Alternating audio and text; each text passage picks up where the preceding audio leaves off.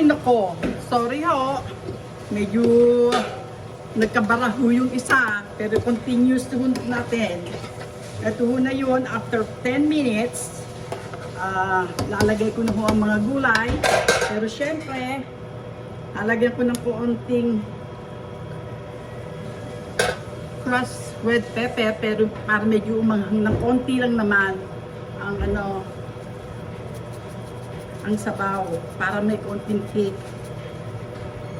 Ayos na ho yun. And then, lalagay ko ho ang mga gulay.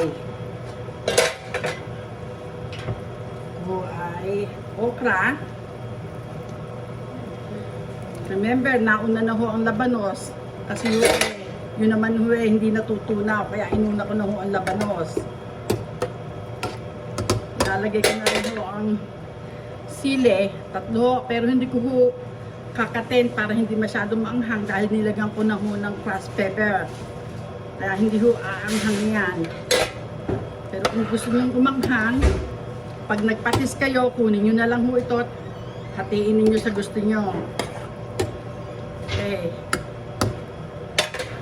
Lalagay ko na rin ho itong mustasa ho. Green mustard ho. Mustasa na. Lalagay ko na ho.